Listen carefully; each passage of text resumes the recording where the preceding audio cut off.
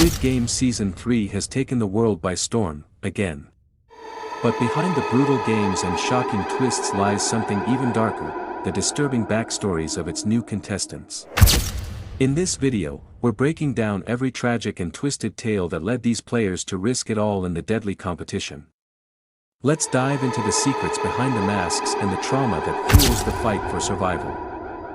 Min-jun once made a living by breaking kneecaps for loan sharks. But his downfall came when he started using the same brutal tactics on innocent people to pay off his own gambling debts. One day, he mistakenly beat a man who had already paid, causing the man to die from internal injuries. The guilt drove him to drink and drugs, eventually pushing him into hiding. Season 3 opens with Min-jun entering the game not just for money, but because he believes he deserves to suffer. Wei, once hailed as a local hero, Tae-hoon was a police officer who helped dismantle a massive trafficking ring. But behind closed doors, he was profiting off the very criminals he pretended to fight. After an undercover sting revealed his crimes, his reputation was ruined and his family disowned him. Stripped of his badge and hunted by the same gangs he betrayed, Tae-hoon enters the game not to win, but to die fighting, thinking it's better than being executed in the streets. Yuri fled North Korea at the age of 14, surviving torture, starvation, and betrayal. She watched her brother get shot crossing the Yalu River.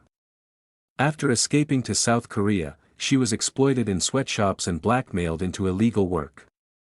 Desperate to bring her remaining family to safety, she turned to smuggling. One bad deal led to a border agent's death, and she went on the run. In Squid Game, Yuri's backstory reminds us that survival can sometimes look like guilt, and winning means more than just money. Once a rising K-pop trainee, Jin-soo had fame in his grasp. But industry abuse, forced dieting, and public humiliation broke him mentally. After being cut from his agency for unmarketable attitude, he live-streamed a disturbing breakdown that went viral for the wrong reasons. Ostracized and in debt after a lawsuit, he tried to end his life, until a strange card slipped under his door.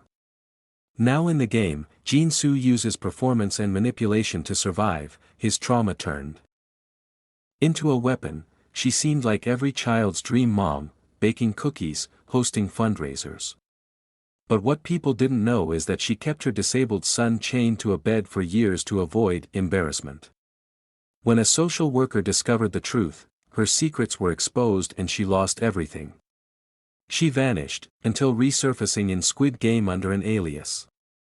Her reason for joining? She believes society is crueler than the game, and she plans to prove it. Yes, that's Sang-woo. The disgraced banker from Season 1 had a younger brother, Dae-won, who lived in his shadow.